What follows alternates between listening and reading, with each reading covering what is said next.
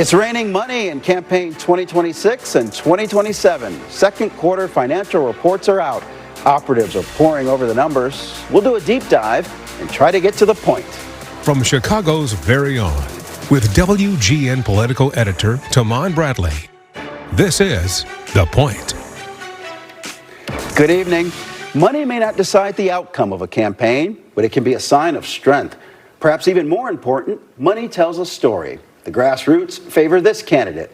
Interest group X backs so-and-so. Interest group Y prefers someone else. Money can scare away a potential candidate or draft someone sitting on the sidelines. This week, we learned a lot about money, the November general election, and the February municipal contest. To help us make sense of the campaign financials, political strategist Frank Calabrese is here. Welcome back to The Point, Frank. Thanks for having me. Good to see you. Just look at me. During the month of April, May, and June, Republican candidate for governor Darren Bailey raised $1.3 million. He spent $1.2 million. He started July with $128,000 in the bank compared to $3.1 million for Governor Pritzker, who's a billionaire self-funding his run. Frank, Bailey needs a GOP mega donor ASAP. So realistically, how much money does Bailey need to compete against Governor Pritzker? Millions and millions of dollars. He's going to have to sign someone really, really rich. As you know, the governor is a billionaire, and so the governor has spent hundreds of millions of dollars previously. So Bailey is probably going to have to find his own billionaire to compete. Now, there's Colin Corbett, a Republican consultant running as an independent. He loaned his campaign $500,000. I'm wondering if you think he could keep pace with Bailey. So I don't think an independent can win in Illinois, but I think Colin is running a good campaign. I think Colin is running a great campaign that's focused for the suburbs, which is, as you know, is very vote-rich. And I think he's going to make it very interesting. All right, let's talk about the U.S. Senate race. The Democratic nominee is Juliana Stratton. She has $1.1 million. She and the Democratic Party of Illinois are fundraising together. The Republican candidate, Don Tracy, raised $133,000. Now, he does have $1.5 million in the bank, mostly from a loan he made to his campaign. Stratton, no doubt, will get a boost from Democrats closer to November. Frank, is there any chance that Tracy could get help from national Republicans, or is he on his own? So nationwide, the map, there's a lot of competitive seats. As you know, Iowa might even be competitive, but you're hearing a lot about Maine. You're hearing about states even like Alaska being competitive. Texas is in the news. So I think there's going to be a lot of focus in other states and not Illinois. So I just don't see national Republicans coming into Illinois at this time. Yeah, he would need a poll showing that somehow was close, and then you could get some NRSC money. But if he doesn't get that, then Stratton probably not even going to try to engage with him and maybe coast through November. Yeah, would be a strategy. I agree with that. Right? All right. So for the first time ever, Chicago voters are electing the entire school board and the president. Interest groups are eyeing this one hard, Frank. The Chicago Teachers Union, the Urban Center, and the Illinois Network of Charter Schools are all writing checks. So let's look at the candidates for president. The CTU person is Hilario Dominguez.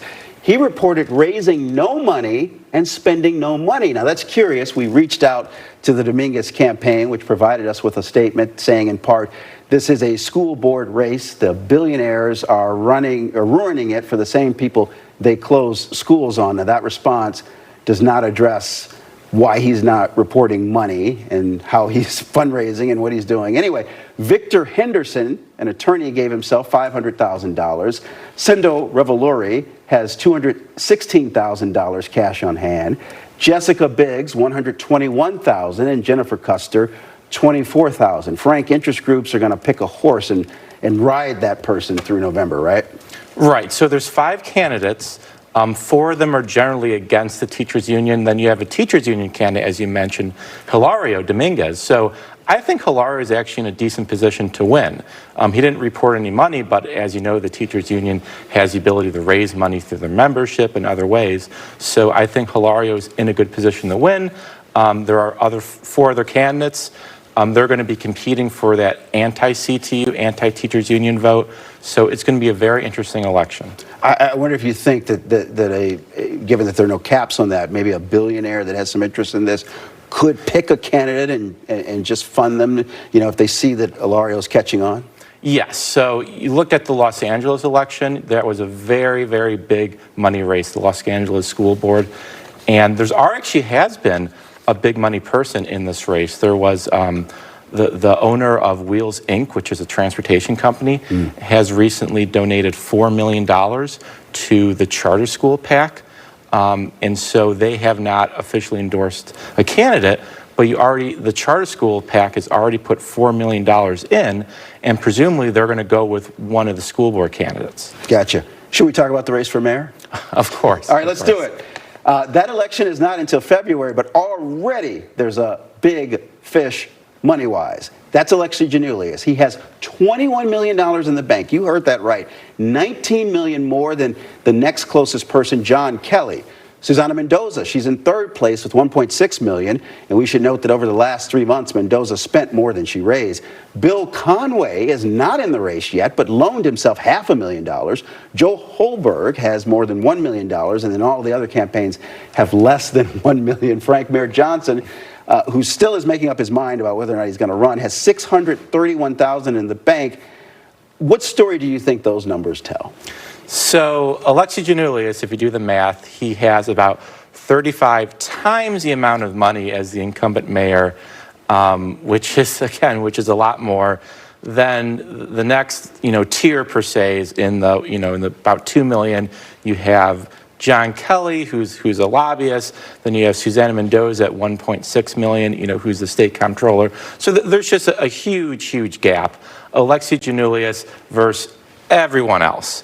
And if you look at who's giving money to Alexi Giannoulias, it's billionaires, it's people like Michael Sachs, people like Neil Bloom, and it's also the trade unions, the operating engineers, the carpenters. Labor's divided in this. SEIU, the CTU, what do you make of that? So SEIU has not made an endorsement yet. Historically, they've actually endorsed Alexi Giannoulias in previous elections. But they have not made an endorsement in this race. CTU, obviously they haven't officially endorsed anyone, but it's well expected they're going to be with Mayor Brandon Johnson. And the people assume that Mayor Brandon Johnson's not raising money now because CTU is going to kind of carry his weight and do his fundraising. Now, that's a lot to ask of teachers, obviously, right? Right. They pay their dues, and they're going to Who rejected a dues increase. Right, they rejected dues. And so Mayor Johnson, might not be fundraising traditionally because he might be relying on the teachers union to kind of pay for his reelection. Mayor Johnson, of course, has the power of the office, and so you get free media. So, I mean, he doesn't have to have the most amount of money to maybe have a path to the runoff. That is correct. So if you look at New York recently, just not in their mayor's election, but in their primary election, you saw generally the most liberal candidates, candidates associated with the DSA, the Democratic Socialists, win elections. There's a lot of energy on the left per se, and Mayor Johnson, he aligns himself with the left in the city of Chicago. So there is a path for the Mayor Johnson, to make the runoff, being the most liberal candidate. I don't know if there's a great path for him to win, because the polls, some of which you profiled recently, show him being very unpopular. But politically, because Chicago is generally a liberal city, and the mayor is among these candidates, the most liberal generally, there is a path for him to make the runoff electorally. All right, I want to run through something else with about a minute and a half left that we have. In another story, we're following the race to replace retiring Congressman Jesus Chuy Garcia in Illinois' 4th Congressional District. State election officials have recommended both Mayra Macias and Byron Cicho Lopez be removed from the ballot. They both launched independent campaigns trying to stop Chuy Garcia's hand-picked successor, Patty Garcia, from winning. Frank, does this outcome mean that the political machine outsmarted the independents? Well, number one, I kind of laugh at that because Chuy Garcia defined his career being anti-machine, but in this case, he has a machine, and he did succeed in kicking off his opponents. of his anointed successor, Patty Garcia, no relation, by the way. Right. So Myra was kicked off, Byron were kicked off by recommendation of the hearing officer. Of course, it has to go to the full state board. I think that's next week that we'll That's get that next decision. week. It's assumed the board almost always agrees with the hearing officer, so we will see next week. Lyons Mayor Chris Getty is still in it. Yes. Might be a tough sell, given it is a Latino district. Yes, so it is a Latino majority district. Chris Getty is not Latino. Patty Garcia is the huge, huge favorite to win. All right. Frank Calabrese. Now, it is really early, but thank you for helping us comb through those reports. Thank you so much. Great to be here. Yeah. We're back in 60 seconds. 60 seconds. See you then.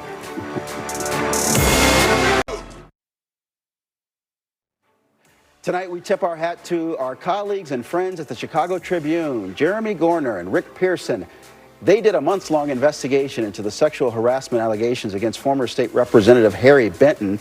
They talked to women who allege misconduct, and they report Speaker Chris Welch's office knew of harassment claims against Benton years ago.